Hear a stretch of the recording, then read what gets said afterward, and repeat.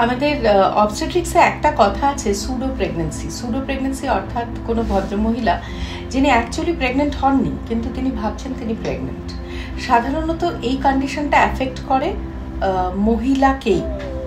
বাড়ির অন্য যারা আছেন তারা কিন্তু সুডো প্রেগনেন্সির ঘটনাটাকে শুরুর দিকে কখনোই সাপোর্ট করেন না, কিন্তু ধীরে ধীরে তারা এই মহিলার যে ডেসপারেশনটা in order to express she is pregnant, এই ব্যাপারটাতে আমরা দেখেছি যে বাড়ির অন্যান্য যারা কেয়ার গিভার তারাও ধীরে ধীরে ঘটনাটায় সামিল হয়ে যান।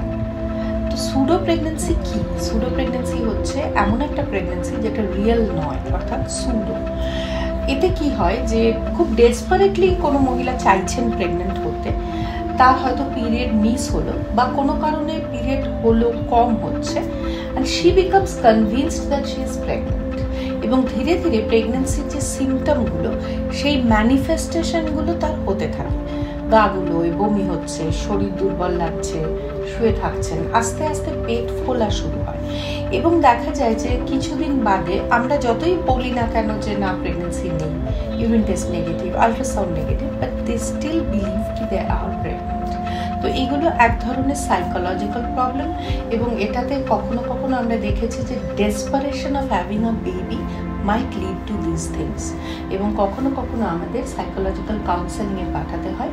সুডো প্রেগনেন্সি ইন্টারন্যাশনালি রিপোর্টেড আছে যে পুরো মাস পর্যন্ত হাওয়া খায়, ব্লোটেডনেস হয়, পেটটাও ফুলতে থাকে, তো ভীষণ অ্যাডভান্স স্টেজ অব্দি একটা প্রেগনেন্সিকে মিমিক করে।